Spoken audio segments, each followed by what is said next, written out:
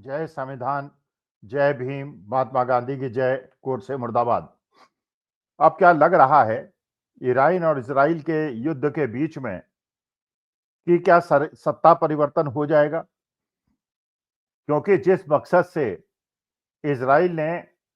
युद्ध की शुरुआत की थी और अमेरिका ने उसका साथ दिया था, उसका मेन मकसद था सत्ता परिवर्तन। ईरान के अंदर सत्ता परिवर्तन। ईरान के अंदर जो पहले शाह ईरान का शासन था, जो अमेरिका परस्त था, यूरोप परस्त था, वेस्टर्न कल्चर परस्त था, उसको पलटकर 1979 में जो इस्लामिक शासन वहां स्थापित हुआ था, जिसे वहां ज्यादातर उस देश की जनता उसका सम्मान करती है और उसको मानती है, जबकि ये प्रयास किया जाता है प्रचारित प्रसारित करने का कि वहां की औरतें, वहां की महिलाएं उस शासन को पसंद नहीं करती, लेकिन वो बड़ी गिनी चुनी महिलाएं हैं, 10% है। 90% महिलाएं जैसा भी इस्लामिक शासन है उसको पसंद करती हैं। लेकिन जो युद्ध का मेन मकसद था कि ईरान के अंदर सत्ता परिवर्तन और आयतुल्ला खामेनी इनके शासन को चेंज करके जो शाह ईरान का शासन था उनके बेटे को सत्ता सौंप दी जाए और फिर ईरान के तेल कुओं पर अमेरिका का कब्जा हो जाए और पूरा अरब वर्ल्ड उनका पिछलग्गू बन जाए। ये प्रयास अमेरिका का था। लेकिन ये 8-9 दिन की लड़ाई ने ये सिद्ध कर दिया है कि जो मकसद था ईरान के अंदर सत्ता परिवर्तन का, वो तो नहीं हो पा रहा। कहीं ऐसा ना हो कि अमेरिका के अंदर सत्ता परिवर्तन हो जाए इस युद्ध की वजह से, इजराइल के अंदर सत्ता परिवर्तन हो जाए इस युद्ध की वजह से, और हमारा देश, हमारा महान देश, हमारा भारत देश, जिसने हमेशा गुटनिरपेक्षता को और सिद्धांतों को महत्व दिया है, 77 साल में कभी ऐसी स्थिति पैदा नहीं हुई कि दूर बैठे दो देशों की लड़ाई की वजह से भारत के अंदर ऐसी परिस्थिति बन जाए कि सत्ता परिवर्तन हो जाए। क्योंकि अमेरिका के अंदर जिस प्रकार से डोनाल्ड ट्रंप ने दुस्साहस किया और जिस प्रकार से अमेरिका की दादागिरी को पूरी दुनिया में थोपने का प्रयास किया और अपने देश के अंदर अपने जो भी निर्णय उन्होंने लिए उनकी असफलता के बाद और वहां के सुप्रीम कोर्ट द्वारा जो उन्होंने टैरिफ लगाए उनको बदलने के बाद, जिस प्रकार से वेनेजुएला के अंदर उन्होंने किया कि वहां के राष्ट्रपति और उनकी पत्नी को उठा लाए गुंडों की तरह, वही उन्होंने सोचा था ईरान के अंदर भी हो जाएगा, क्योंकि ईरान चारों तरफ से अमेरिका पर शक्तियों से घिरा हुआ है। इजराइल जैसा देश है, छोटा सा देश है, केवल 90 लाख की आबादी है पूरे देश की, लेकिन शक्ति संपन्न है और अमेरिका का पूरा वरदहस्त उसके ऊपर है। इसके अलावा गल्फ कंट्रीज है जो तेल के अकूत संपदा ओढ़े हुए हैं और इन देशों के पास अपनी कोई सैन्य शक्ति नहीं है। केवल अमेरिकन एयरबेसेस और अमेरिकन आर्मी के संरक्षण की वजह से ये अपने देश के अंदर जिस प्रकार की शेख शाही इनके यहां चल रही है उसको बचाने के लिए वो अमेरिका पे पूरी तरह से निर्भर है। तो अमेरिका ने ये सोचा था, इजराइल ने सोचा था अकेले अकेले लड़ाई होगी इजराइल की ईरान की तो ईरान निपटा देगा इजराइल को, या बराबर की लड़ाई होगी। लेकिन अगर अमेरिका भी इजराइल के साथ जाके खड़ा हो जाएगा और अरब कंट्रीज जहां पे अमेरिका के एयर बेसेस है वो भी अमेरिका के साथ जाके खड़े हो जाएंगे, तो अमेरिका के शासन को उखाड़ फेंकने में 48 घंटे उनको नहीं लगेंगे। यही गुमान डोनाल्ड ट्रंप को था और डोनाल्ड ट्रंप ने इजराइल के माध्यम से वहां पे युद्ध करा दिया और भारत को उस युद्ध में बिना बात के लिए फंसा दिया, जबकि हमारा इस लड़ाई से कोई लेना देना नहीं था। ईरान भी हमारा मित्र था, इजराइल भी हमारा मित्र था, अमेरिका भी हमारा मित्र था, रूस भी हमारा मित्र था इस लड़ाई के पहले। लेकिन जिस प्रकार से माननीय मोदी जी को वहां आमंत्रित किया गया, उनको सर्वोच्च सम्मान जो पहले कभी नहीं जिसका नाम सुना था उससे सम्मानित किया गया, और जब भारत लौट के आए मोदी जी, उसके 48 घंटे के बाद ईरान पे उन्होंने विनाशक युद्ध छेड़ दिया। सोचा था ईरान का सत्ता बदल जाएगी, लेकिन ईरान ने जिस प्रकार का जवाबी हमला किया, न केवल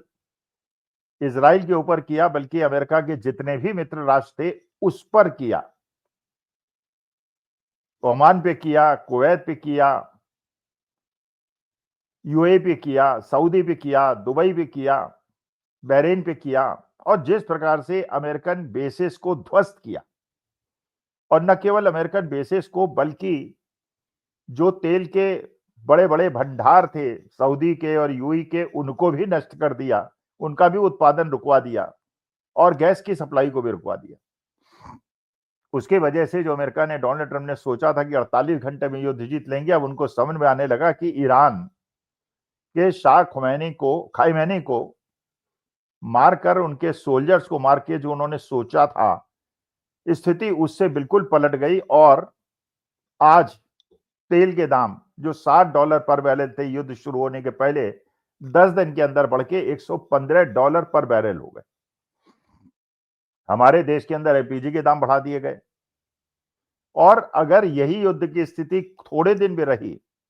तो उसकी वजह से आप देखिएगा पूरे वर्ल्ड के अंदर तेल के आवागमन पे जैसे बाधा पड़ रही है। ईरान ने अपनी खाड़ी के अंदर से चीन के अलावा सभी तेल के टैंकर्स को और शिप्स को जाने से रोक दिया है। जिस प्रकार से रूस ने भारत को डिस्काउंट पे जो तेल दे रहा था उसको देने से मना कर दिया है, किस प्रकार की आर्थिक परिस्थिति पूरे विश्व के अंदर पैदा होगी, ये 10 दिन के अंदर आपको पता चल गया है। और अगर ये लड़ाई थोड़े दिन और चली तो उसके बाद इसके दुष्परिणाम हमारे देश की गरीब जनता, मध्यम वर्ग और सबको झेलने पड़ेंगे। क्योंकि आपने देखा कि शेयर मार्केट पिछले 10 दिन में किस प्रकार से गिरा है। आज जब मैं ये रिकॉर्ड कर रहा हूं वीडियो, आज 9 तारीख को शेयर मार्केट करीब 2.5% गिरा है। 2.5% शेयर मार्केट का गिरना, और करीब 26,300 के आसपास निफ्टी का हाई था। आज के तारीख में निफ्टी अगर 24,000 के आसपास पहुंच गया है, इसका मतलब करीब 15% शेयर मार्केट में पिछले 1.5 साल के अंदर गिरावट आई है। कम से कम 30-40 लाख करोड़ हमारे देश के शेयर मार्केट से तिरोहित हो गया है। क्योंकि हमारे देश के अंदर जो शेयर मार्केट है, विदेशी निवेशकों ने अपना पैसा पिछले 2 साल में सहूलियत से निकाल लिया था, और देश के अंदर जो भी पैसा शेयर मार्केट में लगा हुआ था वो म्यूचुअल फंड्स का लगा था, एलआईसी का लगा था, और हमारे देश के लोगों का, जिनको जबरन यूनिफाइड पेंशन स्कीम में उनका पैसा डलवा के शेयर मार्केट डलवाया था, तो फॉरेन इंस्टीट्यूशन के पैसे निकालने के बाद देश के निवेशकों का पैसा जबरदस्ती जिस प्रकार से शेयर मार्केट में झोंका गया था 15% की गिरावट से, अब ये परिस्थिति न बन जाए अगर लड़ाई लंबी चल जाए कि कहां तो पेंशन में लोगों को पैसे मिलते थे, और अब जो लोग रिटायर हों, शेयर मार्केट की वो स्थिति हो जाए कि लोगों को कोई रिटर्न ही ना मिले।